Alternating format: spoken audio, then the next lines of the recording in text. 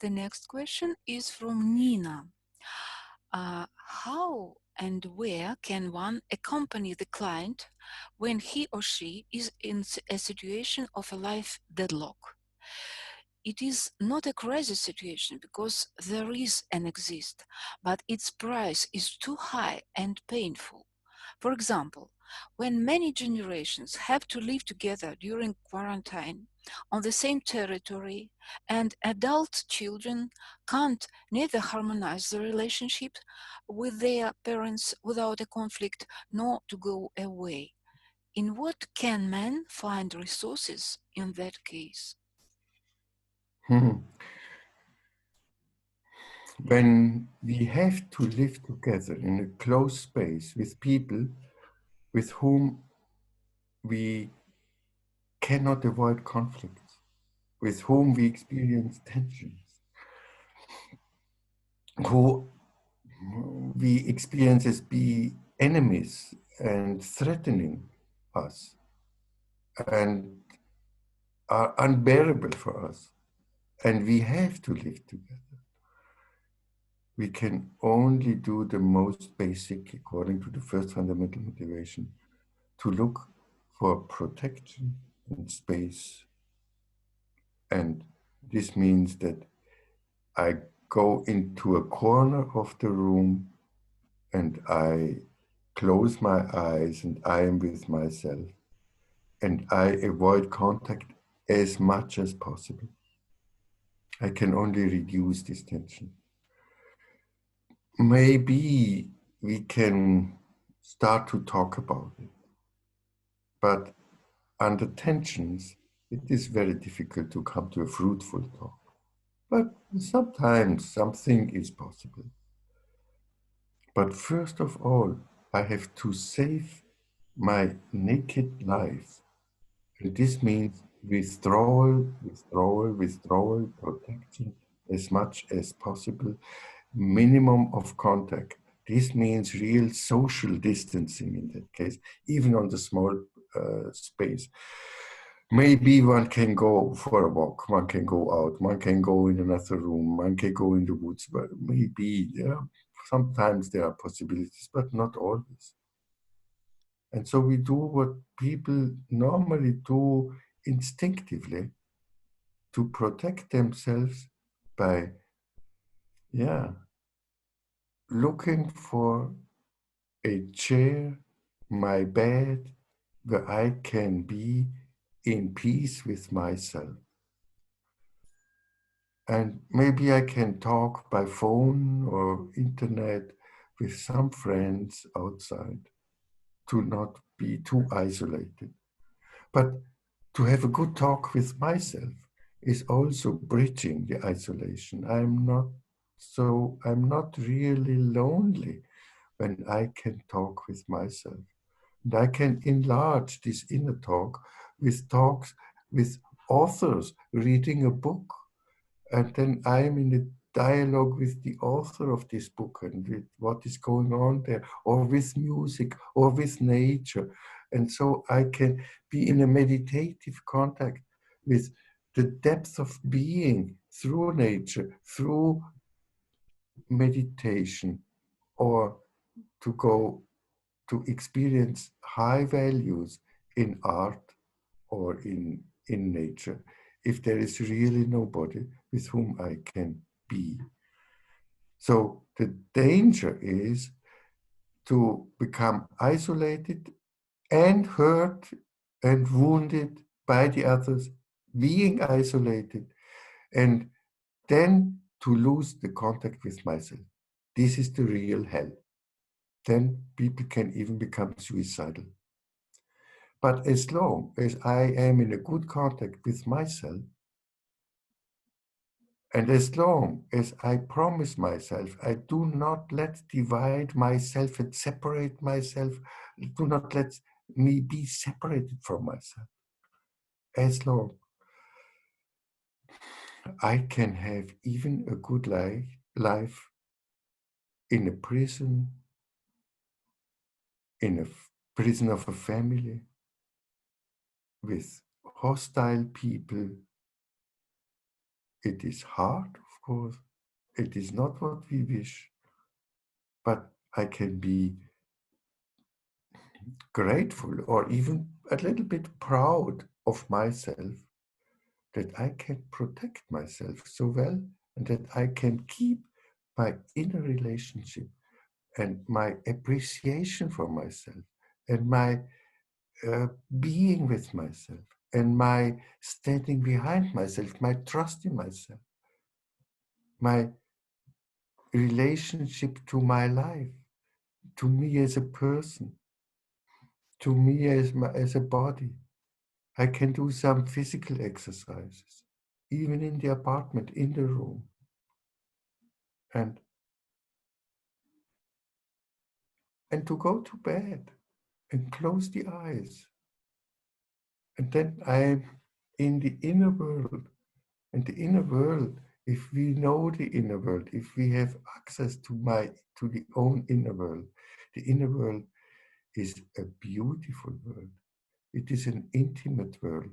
It can be a very warm world.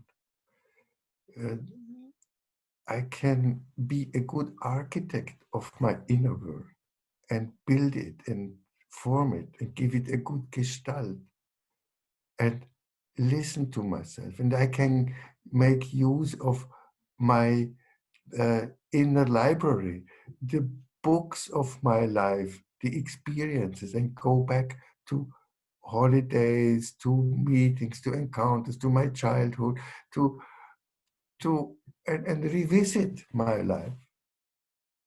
And this can also be very interesting. And some people will like to write down their actual feelings, their thoughts, to write a poem or to write a letter, even a letter to a person who is dead, to the father, to the mother, to a friend, to one with whom we are separated. I don't have to send a letter, but to express and to express what is in me, within me, and to make it real by expressing it. And this can enrich my life, even under very difficult circumstances. And we don't have to become suicidal, but it is very hard when we are isolated. And nowadays, most people have the possibilities to be in contact via a phone or internet with people outside the family with whom they can speak. And if somebody has no one to speak about, they can always refer to a psychologist, to a counselor, to a psychotherapist. They should not give up themselves.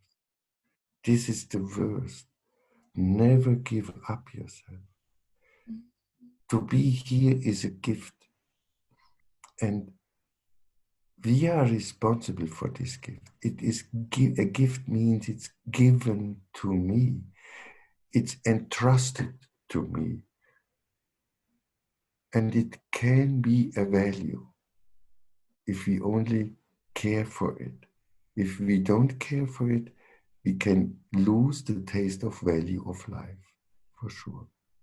But if we care for it, if we polish it, then we can make it shine, inwardly shine. And because life has this possibility that it can shine and warm our being here, let us care for it. But sometimes alone, we are no longer possible to do it. And we need the help of other people. Somebody from outside who starts polishing my life so that I see that it can start to shine and to become light and open and bright and hilarious with the help of others. We need the others. Alone, we cannot live our life, but we have prior experiences. And thanks to these former experiences, we can relate to them and revive them and they start to vitalize us again. We all have good experiences, some good experiences, and they can help to bridge a difficult period of quarantine. And the people whom we know, and most people have at least one or two people with whom they can speak up by phone or by internet. Don't give up yourself. This is the greatest task in our life, because sometimes life can be so dark and burdened that we are not sure if we are strong enough, if we are motivated enough, if we have the will, if we can decide for it. But give it a try. The life has always the power of a light which can come through when we look enough into the dark. We find the silver light on the horizon. Sooner or later, it will come. Sometimes we have to wait. Life is not a machine. Life is something vital, natural, and all nature needs time to grow. And so also the light of our life, after a certain time, will grow. Be patient. Be patient when you are suffering. Therefore, we call people who are suffering patients. They are suffering and need to have patience. And by the time new things may show up. That's my message for those who are in despair, in isolation, in very critical social environments, family environments. There is still a way. Don't leave yourself alone in a critical situation. Be with yourself, care for yourself, as for a brother, as for a child. You are worthy to be cared for. Thank you so much. No comments.